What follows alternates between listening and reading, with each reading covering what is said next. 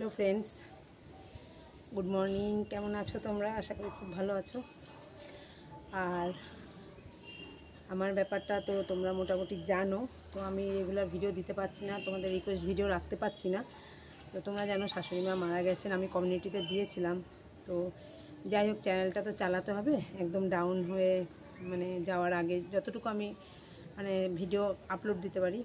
তো যাই হোক, এত ব্যস্তর মধ্যেও আমি কিছুটা সময় বের করে তোমাদের এই যে রিকোয়েস্ট ভিডিও আজকে আমি করব। ভিডিওটা এটা অনেক দিন ধরে করছে, কিন্তু আমি সময় করে পাচ্ছি না, শরীরও দিচ্ছে না। যেহেতু এই অবস্থায় শুধু সাবু ফল আর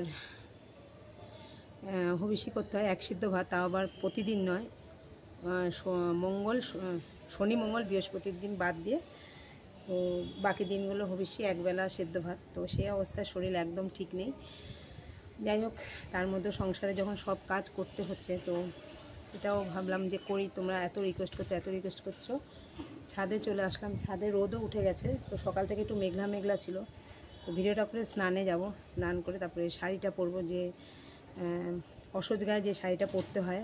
তো আমি এখনও স্নান করিনি, স্নান করে তারপরে পরবো। তো চলো তার আগে ভিডিওটা করে নিই।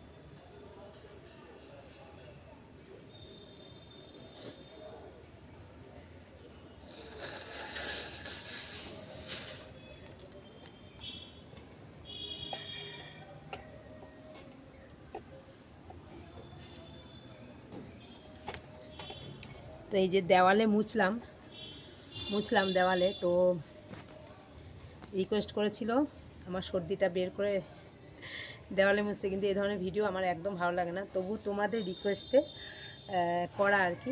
তো যাই হোক, ভিউয়ার্সদের রিকোয়েস্ট তো রাখতে হয়, যতটা সম্ভব আমি করি, রাখার চেষ্টা করি। তো চলো, তোমরা কেউ কিছু মাইন্ডে নিও না। তো চলো ভিডিওটা আবার শুরু করছি। কিন্তু দেওয়াল তো আমার পেছনে নেই, যখন আমি দেওয়ালে মুছবো তো ক্যামেরাটা ঘুরিয়ে নিতে হবে।